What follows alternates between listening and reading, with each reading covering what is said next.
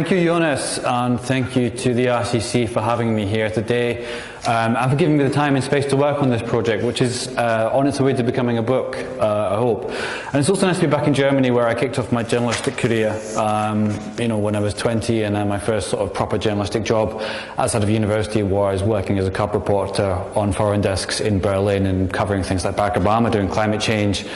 At a time when the world seemed quite hopeful and a lot of the things which we are now confronted by seemed eminently solvable.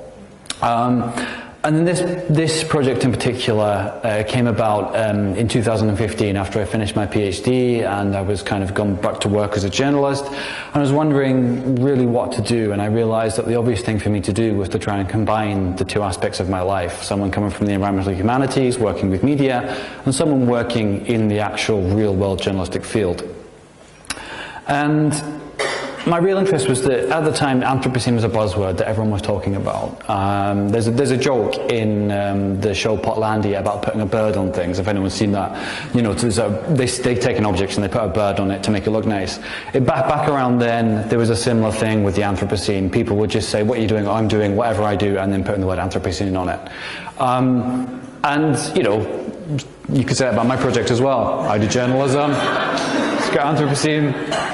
But it's actually much more than that, as I explain, because the Anthropocene is intimately related to modernity as a process and as a material process particularly, but also because journalism is integral to how we understand modernity, and particularly journalism practice and the role that journalists have played in modernity. And there's a kind of quote that underlines this whole project for me, and that's a quote by the late journalism scholar John Hartley, and he says that journalism is the primary sense-making practice of modernity. Now, in terms of how we approach the Anthropocene through journalism, both in terms of what we're reporting and also taking a more self-critical, self-reflective view of journalism studies as a discipline, we can say the Anthropocene is a kind of shadow of modernity. And that we have to understand it as an integral part of the world in which we live.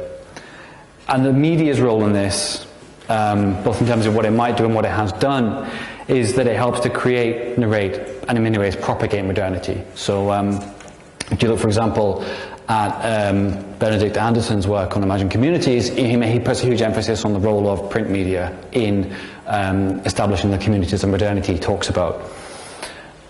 And so the big question that emerges from this is, well, what are the implications for media practice in the Anthropocene? What does doing journalism look like in the Anthropocene? And this project essentially has three big research questions behind it. The first is a fairly straightforward one. How has the Anthropocene been used in the public media so far? If we go on Google and type in the word Anthropocene, what comes out? What are the implications for the Anthropocene for how journalism understands itself and its subjects, which is more complex than it might first seem? And finally, what does an Anthropocene, post-nature, post-climate crisis journalism actually look like? And that is perhaps the biggest question of all. So, you might have seen this before. You can put a hand up, who's seen this image before? None of you. So this was a cover story on The Economist back in, I think it was 2011. Saying welcome to the Anthropocene, which is a phrase that's been used again and again for exhibitions and all sorts. And what it does is it shows the Earth as a machine that people have built. No, actually, that's not really what the Anthropocene is about. But in terms of what the Economists are doing and the kind of the economic typology they use in their journalism, that makes a lot of sense. They have essentially turned the environment into a global system in the same way that neoclassical economics looks at the global system. And this is pretty typical of the kind of stuff you see in the media about the Anthropocene. Leslie Sclair, a sociologist at the LSE in London, has done a study on media representations of the Anthropocene, and his findings, using a team of student researchers, have basically been that a lot of the time when the Anthropocene is featured, it's stuff like this. It's using the Anthropocene as a byword for global processes more generally, but also for a specific moment, almost a kind of triumphalist moment, whereby we have conquered and created a total Earth system. Likewise in culture, this is from Spotify. This is just me, I went on. And there's about 30 songs on Spotify at the moment called Anthropocene. It's getting more and more. I've just been told that Grimes is making an album called Miss Anthropocene, which we can look forward to next year. And when you listen to this kind of stuff, what you find is that actually all of this material is it's mostly kind of like progressive electronica, deep house. It's guys in sheds in Iceland and British Columbia with synthesizers, which is fine. I like that. But you can kind of see that they're not really exploring the concept. They're just using it as a nice name for the stuff they're doing already. Most of these people were making kind of mellow electronica well before Anthropocene came along. So what do you do with the term then? You know, people are using it everywhere. How do you make it meaningful? How do you explore it? And you will have heard about the Great Acceleration, perhaps. You know, the idea that actually we are engaged in a moment of history whereby many processes are happening at an ever faster rate. We're using resources faster, economies are growing faster, we're communicating faster. And this is a graph which you've probably seen before. So this is a socioeconomic trend graph, and there's a series of graphs. There's also a natural systems processes equivalent. And this is from Will Steffen's paper from 2015 on the trajectories of the Anthropocene. And as you can see, there's a fairly general trend here. Everything goes up very quickly, usually from around 1950s onwards, sometimes a bit earlier, sometimes a bit later. But the message is fairly unambiguous, and the most famous version of this is obviously the hockey stick climate graph, which most people in the room have probably seen. The most interesting one, from a journalist's perspective, is from the bottom there. It's telecommunications. And what you see is that pretty much post-war, society gets more and more connected and more and more interactive. And it's really interesting to get to the 1970s, and you start to get things like satellite cable TV and things like this. And people think this is the zenith. They think this is the kind of like most connected society's ever been, and it's brilliant. And it seems massively antique now. But then, you know, you hit the millennium and you get to today, and the line basically goes vertical, because we have more communication development in the last 15 years than we basically had in the entire half century beforehand, which has fundamentally changed the way we interact, the way we do news, the way we send stuff to each other, and how we see the world and how we consume the media. So this, for me, is the kind of baseline graph reference for the whole project. Now, as you may be aware, one of the kind of consequences of this increased mediatization of society, what the Dutch media scholar Mark Deusser calls media life, is that journalism has kind of lost its place as the central point of reference. It's become one of many things we consume when we make sense of the world. And so journalism today has an incredibly precarious ontology. I mean, as does society, we all are asking big questions about the future, about who we are, what we are doing, you know, how our economy works. And journalism is no different. Journalism today can be characterized basically by three big things, I think. One is that it's post-industrial. In most Western countries, developed countries, I should say, journalism looks increasingly like a post-industrial industry. It used to be a mass employer, it used to be widespread. Now you can look at journalism declining in the same way as you look at Rust Belt industries. You know, the best example is if you go to the American Midwest, you have a huge decline in heavy industry, and actually about 20 years later you have a huge decline in the regional press. And these American cities used to have huge newspapers with European correspondents and China correspondents and Japan correspondents. And that's all gone now. And a lot of these things, a lot of these newspapers are just operating out of, you know, 2 floors of a skyscraper nowadays, running glorified websites. It's also post-material, or at least partly. You know, material media culture is increasingly hard to discern. This is what the materiality of news looks like today. Now, newspapers particularly have always made most of their money from advertising, not actually from print sales. But in order to access those markets, you still sold newspapers, and people would pay for the product. They would think of themselves as paying for the materiality of a newspaper. In the same way, the publishing industry has been completely destroyed by the sort of end of the material book, or the decline of the material book. Journalism has had to think, well, how can we get people to spend money on something which they can't actually physically see or can't physically touch? And that's really interesting to engage with. And also post-capitalist, because for a long time, you know, even the best environmental journalism kind of rode on the coattails of hugely profitable media empires. The reason that big newspapers and broadcasters could do environmental stories was because they were making money elsewhere. The reason the New York Times can afford to do climate change stories still is not because it's a climate change focused newspaper, it's because the New York Times is hugely wealthy. The same with the Guardian. But actually making money from journalism as an end in itself is very, very difficult. And that's the kind of realization we've come to. So that journalism now is becoming what some people are calling an artisanal practice or a creative practice, which is actually being increasingly divorced from its economic drivers. You may have seen this on the subway in Munich. This is an advert which has been run as part of a series by the Süddeutsche Zeitung, the big newspaper here. And this one says, "Can democracy do without journalism?" basically.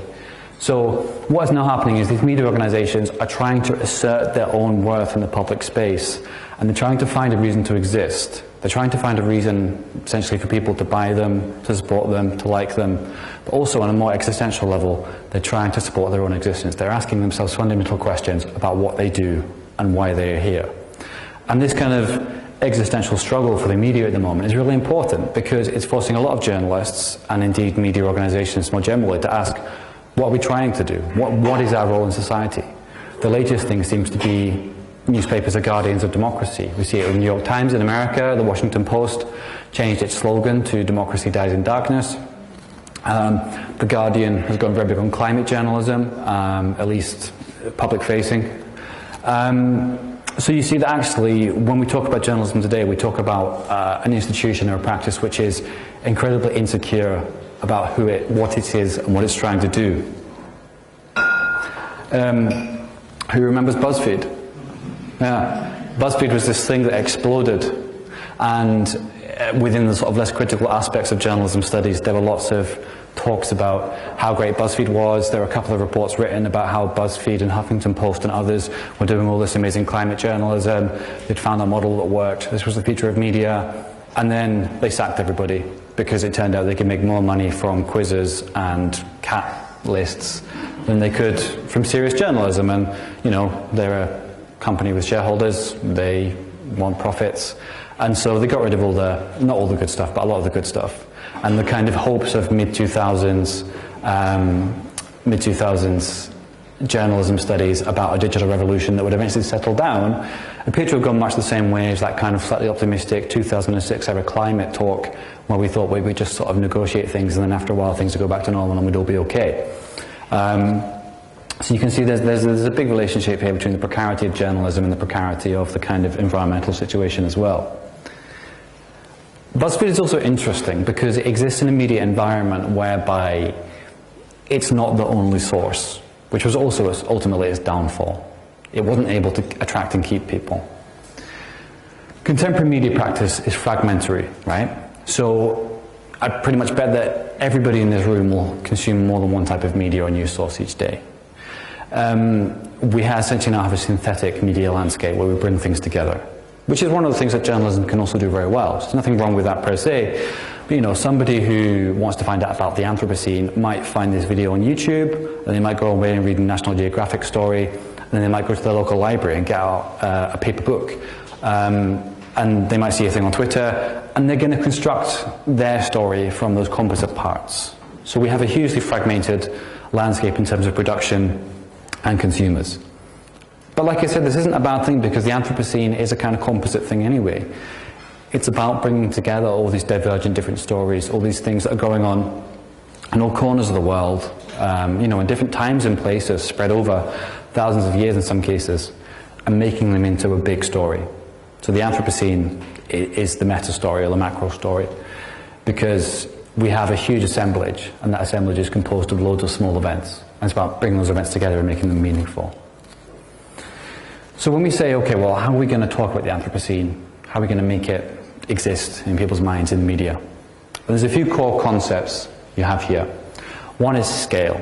This thing is huge in scale.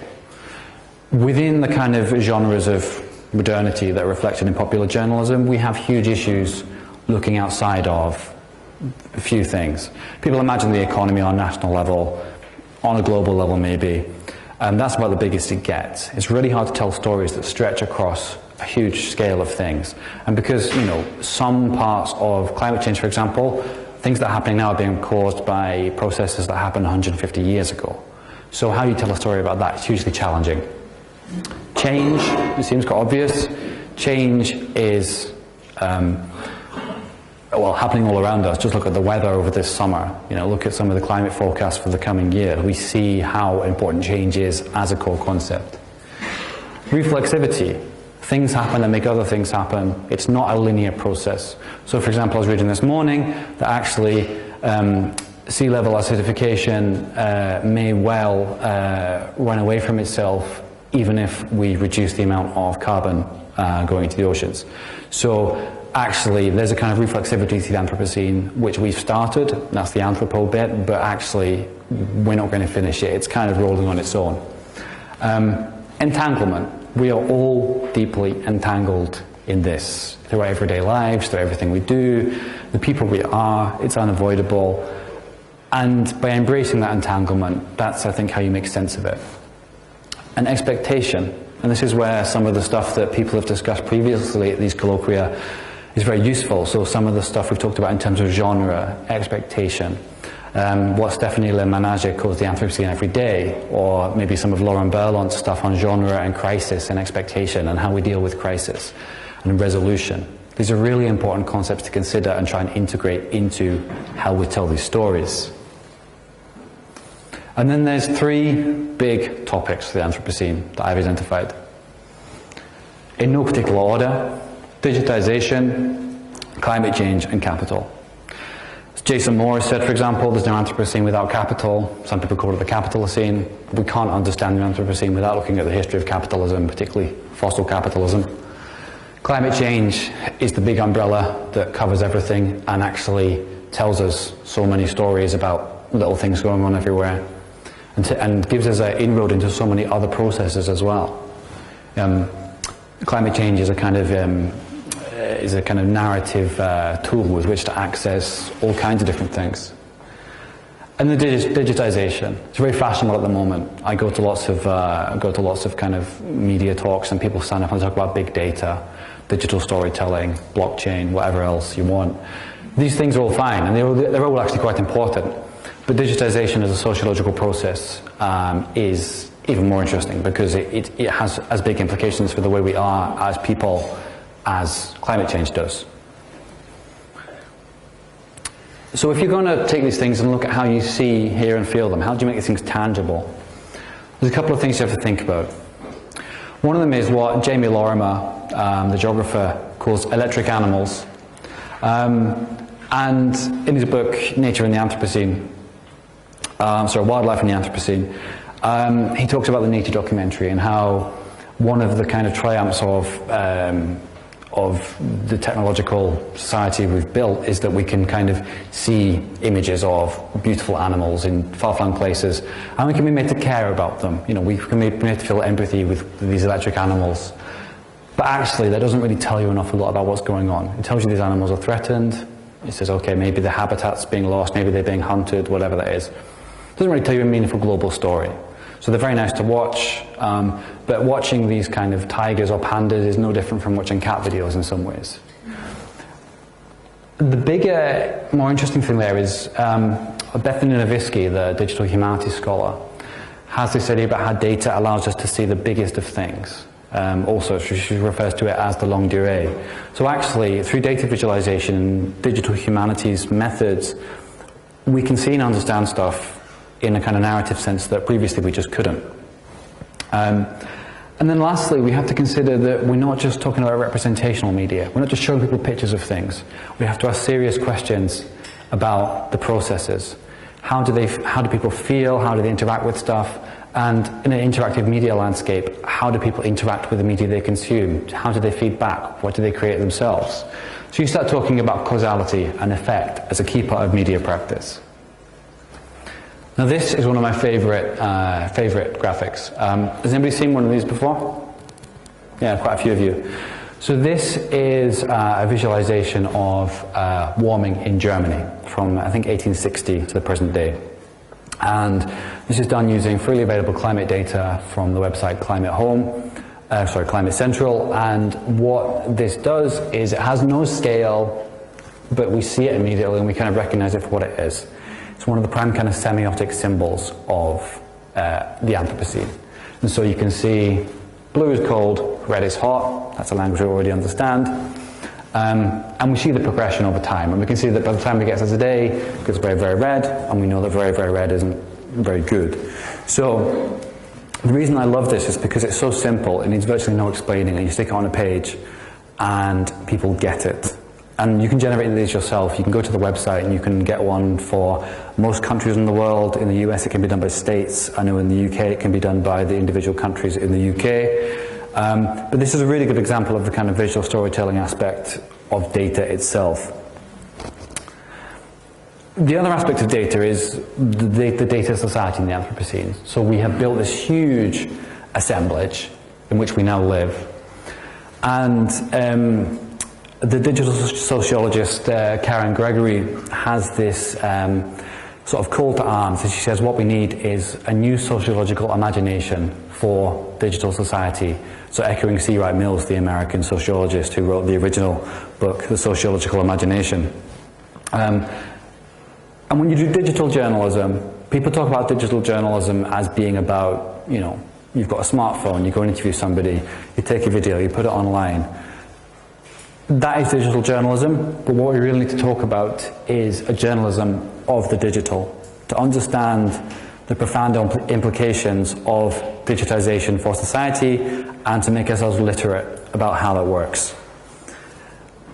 The other thing about the Anthropocene and technology, when we're talking about it, is that technology is key to the Anthropocene. When they did the Anthropocene exhibition here at the Deutsches Museum a couple of years ago, one of the reviews of it by Finnane Jørgensen, the historian of technology, was that actually the Anthropocene, technology is a linchpin of the Anthropocene as an idea, and that if we're going to talk about the Anthropocene, we have to talk about technology. So journalism of the Anthropocene isn't just nature journalism, it has to be a journalism of technology as well. So this leads us into the last section, I guess, which is Ulrich Beck, who used to be here at the LMU, his final work, The Metamorphosis of the World. It's largely about climate change, and he says that the metamorphosis of the world means we need to change our world picture, our Weltbild. The Anthropocene means a new type of cosmopolitanism, and we achieve that through media. And so we look, well, we're in the Anthropocene already. Are we already doing Anthropocene journalism? Partially. This, for example, is from NPR, very interesting piece. This is about the collapse of the Thwaites ice shelf, glacier in Antarctica, and this is the kind of big bad. If this goes, then sea level rise seems an inevitability. New York Times article, which US city should we save first? It's quite scary when you think about what's going on there. Or here, which is a Russian news report about freak snowstorms in Dagestan. Now, yeah, they're all engaging with kind of Anthropocene topics, but they're not really discussing it, not really taking it anywhere. They're not setting it in context. And so, in terms of what we do with this, you know, what do we do with journalism? I've increasingly attracted to the idea of journalism as a secular eschatology. So, you know, in theology, in religious studies, we talk about eschatology as the study of the end times, the end of the world, or at the very least moving to the next world. And that's how we have to see it now. If journalism wants to regain its place as a sense-making practice, it has to make sense of what is happening, and that means making sense of the end of the world as we know it. And this leads me into my kind of final manifesto, I suppose you could say, which is about asserting field work over screen work. Now, screen work is a term that is used by the anthropologist Dominic Boyer, talking about the practices of journalism and how most journalists today end up sitting at computer screens, not doing an awful lot. Field work means being out there, engaging with things. We need to resist representation over engagement. We need to see that the difference between journalism and content creation is analytical function. And lastly, to realise that in the Anthropocene, we are always in the field, wherever we are. If we're away from our desks, it doesn't matter if we're down the street or in Antarctica or in the jungle. We're always engaging with the same core issues. And that is why Anthropocene journalism is different from nature journalism. So that's the kind of finishing point for that. We take some questions afterwards. But thank you very much for listening, and thank you for the chance to be here.